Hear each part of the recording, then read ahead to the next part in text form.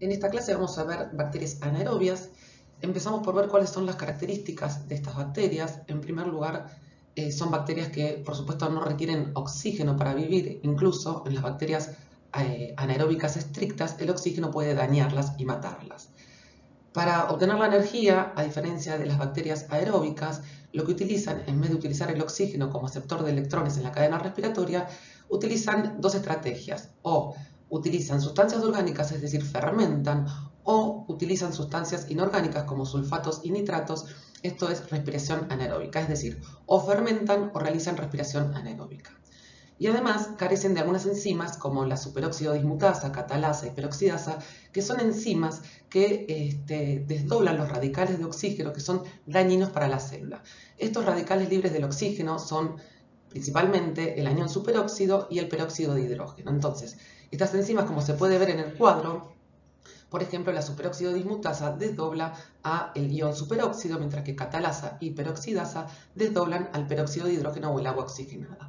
Con estas enzimas, entonces, las bacterias se protegen de los radicales libres de oxígeno. En el otro cuadro vamos a ver cómo se clasifican las bacterias para recordarlo con respecto a cómo se comportan con el oxígeno. En este sentido tenemos bacterias que son aeróbicas estrictas, es decir, que la única forma de obtener energía es a través de la respiración aeróbica, es decir, que requieren sí o sí oxígeno para poder reproducirse y no pueden fermentar, es decir, no pueden crecer en ausencia de oxígeno. Lo vemos en los tubitos que se ven abajo, sería el primer tubito. ¿Sí? Las bacterias crecen todas en presencia de oxígeno, o sea, en la superficie del tubo. Después tenemos las bacterias aeróbicas facultativas, ¿sí? La gran mayoría de las bacterias son así, pueden crecer con o sin aire. Es decir, crecen preferentemente en presencia de oxígeno, es decir, realizan respiración aeróbica, pero si no tienen oxígeno pueden fermentar. Por supuesto que tienen las enzimas que los protegen de los radicales libres del oxígeno, si no, no podrían crecer en presencia de oxígeno. Después tenemos una tercera categoría que son los microaerofílicos, que crecen mejor en bajas tensiones de oxígeno, por ejemplo, tensiones con 3 a 5% de oxígeno en lugar de 21, que se traducen, lo que podemos ver en los dibujitos de los tubitos, sería el cuarto tubito. Si crecen las bacterias donde hay poca tensión de oxígeno. Y después llegamos a los anaerobios. Hay anaerobios que son aerotolerantes, es decir, son anaerobios porque solo realizan respiración anaeróbica, es decir, o respiración anaeróbica o fermentación. Pero tienen las enzimas que los protegen de los radicales libres de oxígeno, entonces pueden, digamos, no mueren en presencia de oxígeno. ¿Sí? En el tubito vemos que los aerotolerantes serían el último tubito. Y luego tenemos los anaerobios estrictos, que son el segundo tubito, que son las bacterias que no pueden crecer en presencia de oxígeno, es decir, bacterias que carecen de estas enzimas, estos son los anaerobios estrictos, carecen de estas enzimas, entonces la sola presencia del oxígeno las mata. Entonces realizan metabolismo fermentativo o respiración anaeróbica. Las bacterias anaerobias son importantes porque forman parte de la flora normal. Son una de las más importantes bacterias formando parte de la flora.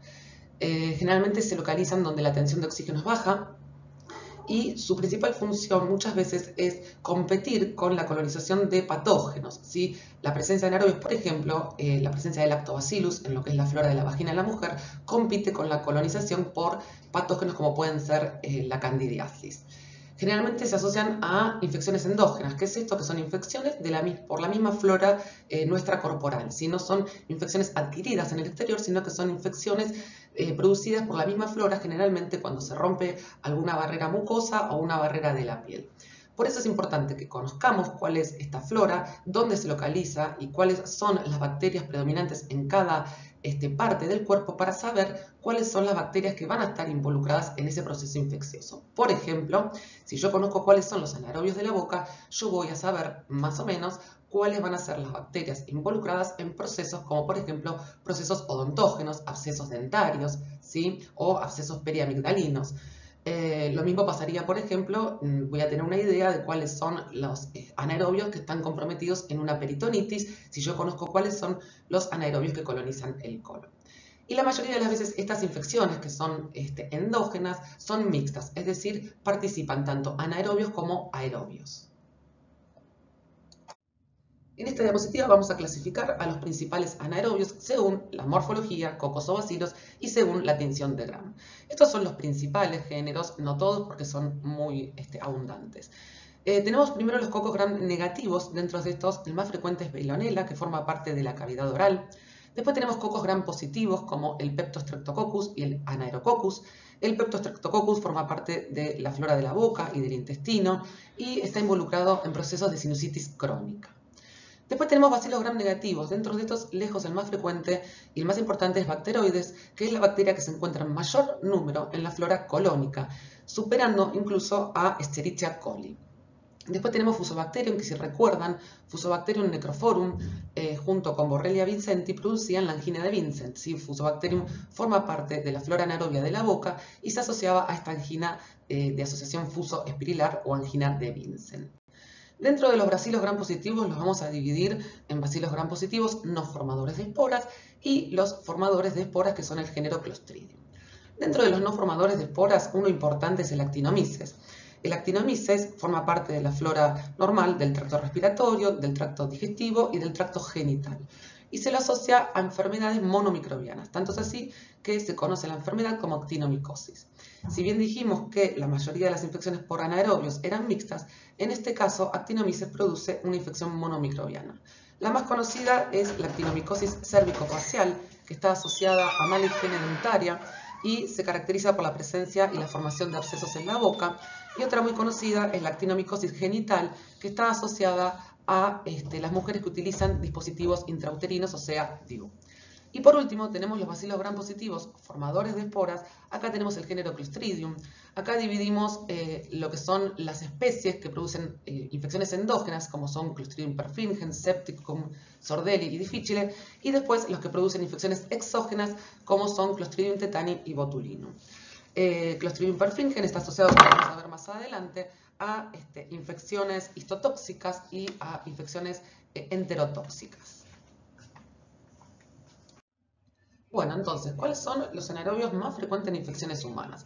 Tenemos los que son de origen exógeno. Acá tenemos el género Clostridium, ¿sí? Clostridium tetani, que produce el tétanos, Clostridium perfringens, tenemos los Clostridium histotóxicos asociados a gangrena gaseosa y los enterotóxicos asociados a cuadros diarreicos, Clostridium botulinum en el botulismo y Clostridium difficile asociado a diarreas asociadas al cuidado de la salud. Los que más vamos a ver en esta clase es los de origen endógeno. Como ya dijimos, esos que están en la diapositiva son los más frecuentes. Ya hablamos de que estos forman parte de la flora normal y van a aprovechar la rotura de alguna membrana, ya sea mucosa o de la piel, para luego reproducirse, ingresar, invadir y producir la infección. ¿Cuáles son las condiciones que favorecen esto? Bueno, que haya una disminución del potencial de óxido-reducción. Esto se logra muchas veces con la presencia de un cuerpo extraño, con isquemia y necrosis tisular, la presencia de tumores, generalmente los tumores también generan necrosis, diabetes e inmunosupresión. Una vez que se produce la infección, se produce el daño tisular. Esto puede ser una infección que quede localizada o puede haber una infección diseminada a través de la sangre. Y repetimos, generalmente son mixtas, tanto bacterias aeróbicas como anaeróbicas. Dentro de las infecciones endógenas, estas son las más frecuentes, mucho más frecuentes las que están subrayadas. Podemos tener abscesos cerebrales, muy frecuentemente están involucrados anaerobios en lo que son infecciones dentales, maxilofaciales y cervicales. Siempre pensamos en los anaerobios de la boca, en este tipo de infecciones. Infecciones torácicas, muchas veces por aspiración, se aspira el contenido de la boca que llega al pulmón y produce muchas veces neumonías aspirativas, y acá vamos a pensar también que están comprometidos los anaerobios. Bacteremia y endocarditis menos frecuente, infecciones intraabdominales lejos, por supuesto, cualquier cuadro de apendicitis, peritonitis, colecistitis, están involucradas las floras intestinales y acá están involucrados los anaerobios del intestino. Infecciones de piel y tejidos blandos, ya vamos a ver que también están involucrados, y en infecciones ginecológicas. En este cuadrito lo que se ve son los principales anaerobios, como habíamos visto en la diapositiva anterior, y cuáles están más involucrados en cada proceso. Igualmente vamos a ver ahora cada proceso en particular. Infecciones frecuentes producidas por anaerobios, infecciones de la boca, cabeza y cuello. Acá intervienen Prevotella, Porphyromonas, Bacteroides, Fusobacterium y Peptostreptococcus. Que tenemos infecciones periodontales, abscesos periodontógenos. Tenemos la gingivitis necrosante, que está producida por porfiromonas gingivales y prebotela melaninogénica. Esta es una gingivitis que afecta los bordes gingivales, en especial las papilas, cursa con sangrado, secreción purulenta a través del borde de las encías y puede también haber presencia de úlceras. También tenemos la angina de Vinsen o asociación fusospirilar, que es por la asociación de Fusobacterium necrophorum, que es el anaerobio, con una espiroqueta, que es la Borrelia vincenti. La angina de Ludwig, que es una celulitis del piso de la boca, es un cuadro extremadamente grave que se inicia en el piso de la boca, cursa con tumefacción y edema de la lengua. Es un cuadro bastante grave que requiere, además de tratamiento antibiótico, debridamiento quirúrgico, como se ve en la foto. Generalmente es secundaria a la manipulación de los molares inferiores.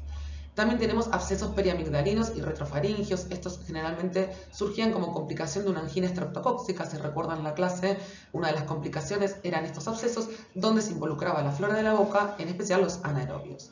Otro síndrome bastante grave es el síndrome de Lemierre, que está producido por Fusobacterium necrophorum, que es una amigdalitis que se asocia a una tromboflebitis supurada de la yugular interna. Es un cuadro grave que cursa con sepsis y con la presencia de embolias sépticas.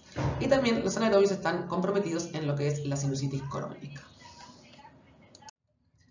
En las infecciones pleuropulmonares, ¿cómo es el mecanismo? La mayoría de las veces existe una aspiración del contenido de la boca, una aspiración importante, una macroaspiración del contenido de la boca hacia los pulmones. Esto se puede producir en pacientes que, por ejemplo, tienen una intoxicación alcohólica, alteración de la conciencia, o muchas veces pacientes que por alguna enfermedad neurológica tienen trastornos deglutorios. En este caso, el contenido de la boca pasa al pulmón y en el pulmón se desarrollan estos anaerobios, que son los mismos que producían las infecciones de la boca. Producen 4 tipos de neumonías. Existe una neumonía sin necrosis, que es parecida a la neumonía aguda de la comunidad. Una neumonía con necrosis, que es mucho más frecuente cuando las infecciones son por anaerobios, donde existe necrosis pero no existe la formación de un absceso claro. Después se puede formar un absceso pulmonar, como se ve en la radiografía de abajo, donde se ve el nivel hidroaéreo. Generalmente presentan un nivel de aire y las paredes finas que lo localizan bien al absceso. Y por último puede haber empiema, que no es otra cosa que la colección de pus en el espacio pleural. Normalmente cursa esto con mal olor. En las infecciones intraabdominales también están involucrados los anaerobios. Dentro de estos, uno que debemos recordar siempre es el Bacteroides fragilis, que es el más frecuente comensal de la flora colónica, pero también Fusobacterium, Clostridium, Peptostreptococcus y Eubacterium. Esos son los más frecuentes. Recordar siempre bacteroides dentro de los procesos abdominales, forma parte de la flora colónica, es uno de los más importantes. ¿Cómo se producen estas infecciones intraabdominales? Como casi todo, tiene que haber una ruptura de la mucosa del intestino que permita y favorezca la llegada de las bacterias anaerobias y aerobias, generalmente son mixtas, al peritoneos, y puede producir una peritonitis o puede producir a veces, si se localizan, abscesos intraabdominales. La causa más frecuente generalmente es una apendicitis que se perfora y permite entonces la llegada de las bacterias al peritoneo. También están involucrados en infecciones obstétricas y ginecológicas, especies de prebotela, Peptostreptococcus, porfiromona y Clostridium, que pueden producir la lista que vemos ahí: abscesos intrapélvicos, abortos sépticos, endometritis, abscesos tubováricos, siempre formando parte de una flora mixta, ¿sí?, aeróbica y anaeróbica, la enfermedad inflamatoria pélvica, y hay una etiología específica que se llama vaginosis bacteriana, que podemos ver en la foto, donde predominan los anaerobios que desplazan a el mayor componente de la flora normal, que son los lactobacillus, y en este caso Gardnerella vaginalis, Provetella y Mobiluncus se asocian para producir este cuadro inflamatorio de vaginosis bacteriana que se caracteriza por flujo maloliente. Fíjense en la diapositiva como un flujo vaginal normal está lleno de estos bacilos gram positivos, que son los lactobacillus, que forman parte de la flora normal de la vagina y son desplazados por estas especies de anaerobios. Otro proceso asociado, como habíamos dicho antes, era la actinomicosis pélvica, que estaba asociada a el uso de DIU. En infecciones severas de piel y tejidos blancos también tenemos anaerobios. Si bien la clasificación de las infecciones de piel y tejidos blancos es bastante engorrosa y hay varias clasificaciones, en estas que son infecciones severas, o sea, más profundas, ¿sí?, que llegan generalmente hasta la fascia o más, tenemos por un lado celulitis necrotizantes, divididas en la celulitis por Clostridium o la celulitis anaeróbicas no clostridial. Tenemos fascitis necrotizantes. Las fascitis necrotizantes hay una clasificación clásica que las divide en tipo 1, donde intervienen los anaerobios, más flora mixta, por supuesto, que es polimicrobiana, y la tipo 2, que no vamos a tratar acá, que es monomicrobiana por Streptococcus pyogenes. Tenemos también la gangrena de Fournier, que es un tipo de fascitis necrotizante y polimicrobiana, la miositis necrotizante, que es la gangrena por Clostridium perfringens, y también puede haber piomiositis. Entonces, una de las infecciones severas de piel y tejidos blandos producidas por anaerobios son las celulitis necrotizantes, que pueden ser producidas por Clostridium perfringens, lo más común, que son las celulitis clostridiales, o por otra especie de Clostridium como el Clostridium septicum, que también está involucrado. Y después tenemos las celulitis iguales, pero que son no clostridiales, y la etiología son otros anaerobios como bacteroides, Peptostreptococcus, asociados con enterobacterias. ¿Cómo es este? Por supuesto existe un factor predisponente que permite el ingreso de los anaerobios hacia los tejidos profundos donde encuentran un bajo potencial redox. Puede ser un trauma, una cirugía, la presencia de diabetes también es un factor predisponente. Y en esta afección se afectan todos los tejidos subcutáneos pero sin compromiso de los músculos. Se caracteriza por ser una enfermedad grave con presencia de gas, crepitación, existe poco dolor y hay presencia de ampollas como se ve en la foto y flectenas hemorrágicas. Una de las infecciones severas de piel y tejidos blandos son las fascitis necrotizantes. En la fascitis necrotizante tipo 1, que es la polimicrobiana, intervienen anaerobios asociados con enterobacterias. ¿Qué anaerobios más frecuentes? Bacteroides y Peptostreptococcus. Es una enfermedad que, por supuesto, se asocia a factores de riesgo que permitan el ingreso de las bacterias hacia el tejido celular subcutáneo y la infección se extiende hacia la fascia, que es el tejido que separa del plano muscular. Los factores entonces predisponentes: diabetes, alcoholismo, obesidad, desnutrición e inmunosupresión. Repito, es un cuadro grave que cursa con la presencia de dolor, fiebre, gran compromiso del estado general, la presencia de flictenas o ampollas, a veces con contenido hemorrágico, y es un cuadro que requiere tratamiento, no solo antibiótico, es decir, administrarle al paciente un antibiótico, sino que requiere un tratamiento quirúrgico con debridamiento quirúrgico. Esto es hacer fasciotomía de descarga para facilitar la secreción de material purulento y además para hacer la exéresis de los tejidos necróticos si los hubiera. Un caso especial de fascitis necrotizante polimicrobiana es la gangrena de Fournier, que es la fascitis necrotizante que se localiza en el perineo. Otro cuadro que afecta a piel y tejidos blandos es la gangrena gaseosa. En este caso es producida por Clostridium perfringens en el 80% de los casos. Puede haber un 20% que están producidas por otros tipos u otras especies de Clostridium, como pueden ser Clostridium septicum o Clostridium novi o histolyticum. ¿Cuáles son los factores predisponentes? Tener una herida penetrante que permita el ingreso de la bacteria hacia los tejidos profundos, como puede ser una herida de bala o de arma blanca. Se ha asociado, y hay reportes, asociado a inyecciones intramusculares, cuando estas inyecciones son dadas en malas condiciones de asepsia o de higiene. También puede ser una complicación de una cirugía de colon. Es una enfermedad extremadamente grave, tiene un curso rápidamente progresivo, produce necrosis muscular, una gran toxicidad sistémica. Generalmente una característica que tiene la gangrena gaseosa, y se llama gaseosa por esto, es que se produce gas en los tejidos y podemos palparlo, o sea que vamos a observar la crepitación de los tejidos o lo podemos observar en una radiografía. Como se ve en la imagen superior, vemos una radiografía de un muslo donde se observa la presencia de gas en los tejidos, en los músculos, y se puede evidenciar muchísimo mejor en lo que es una tomografía que se ve abajo, que son cortes transversales. Tenemos un miembro inferior del lado izquierdo que es normal, y fíjense el aumento del tamaño y la presencia de gas que se ven como burbujitas negras en lo que es el miembro izquierdo, que es el que está afectado. Si hacemos un directo, ¿sí?, de estos tejidos, lo que vamos a observar son los bacilos gram positivos, como se observan en la diapositiva. ¿Cuál es la patogenia? La principal: estos Clostridium producen una toxina que es la alfa-toxina, que se comporta como una fosfolipasa y como una lecitinasa. Lo que hace es jugar un papel primordial porque ayuda a la necrosis en los tejidos. La mortalidad de esta afección es de un 67 a un 100%, o sea que es muy alta. Requiere tratamiento médico y tratamiento quirúrgico con debridación, como dijimos en los cuadros previos. En esta diapositiva dejo algunos signos clínicos de posible infección por anaerobios que nos hagan sospechar que hay anaerobios. Uno es secreción maloliente. Generalmente las infecciones por anaerobios huelen bastante mal por la producción de ácidos grasos del metabolismo anaeróbico que tienen este mal olor característico. La localización de la infección cerca de una superficie mucosa, como vinimos hablando hasta ahora, porque forman parte de la flora normal, generalmente se localizan cerca de la mucosa donde están formando parte de la flora normal. La presencia de gas en los tejidos, eso también nos hace sospechar en anaerobios por la producción de dióxido de carbono y de hidrógeno.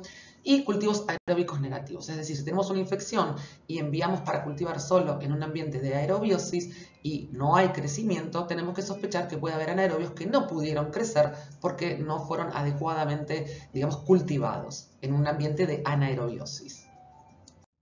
Con respecto al diagnóstico de las infecciones por anaerobios, es bastante difícil, es un verdadero desafío muchas veces el diagnóstico. Primero porque no todas las muestras van a servir. ¿Cuáles son las muestras que no sirven? Todas aquellas muestras que estén contaminadas con flora normal, porque siempre van a crecer anaerobios y no están representando la infección. Entonces, todas esas muestras que tengan flora normal no me van a servir para hacer diagnóstico de anaerobios.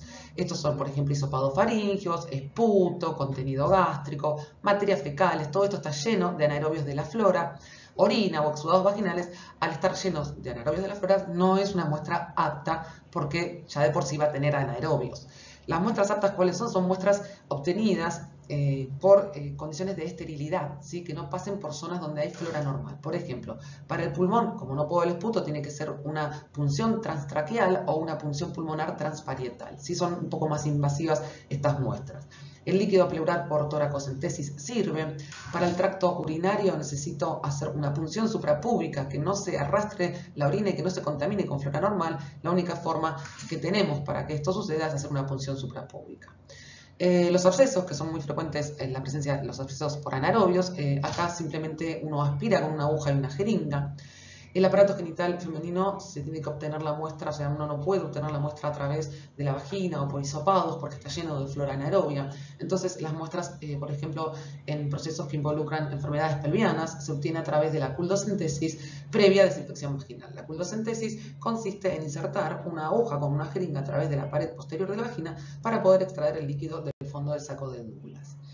Y en cuanto a los senos paranasales, se puede obtener una muestra con aspiración con jeringas. Un punto importante es cómo transportamos la muestra. Una vez que tomamos estas muestras aptas, el transporte tiene que ser, por supuesto, en condiciones de anaerobiosis. Hay que garantizar esta atmósfera de anaerobiosis hasta la llegada al laboratorio, que debemos tratar de hacerlo lo más rápido posible.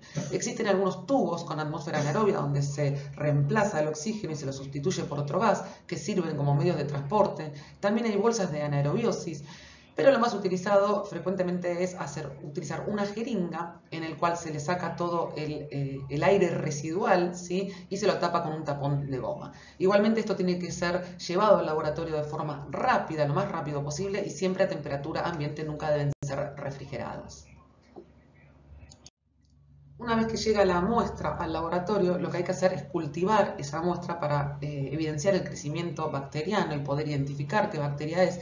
Y esto lo que necesita es una atmósfera de anaerobiosis. Para esto se utilizan estas jarras, como la jarra de Brewer, que son jarras de anaerobiosis, donde lo que se hace es cerrarlas herméticamente y el oxígeno es desplazado por reacciones químicas, para permitir que estas bacterias puedan crecer. Una vez que desarrolla el cultivo, lo que se sigue haciendo es lo que se hace con cualquier desarrollo bacteriano, que es ver la morfología de la colonia con una tinción de Gram, ver qué Gram es, ¿sí? Y hacer pruebas bioquímicas para poder tipificar e identificar de qué anaerobio se trata. Lo más importante que uno tiene que saber acá es que deben ser cultivadas en condiciones de anaerobiosis, si no, no van a crecer porque recordemos que el oxígeno las mata.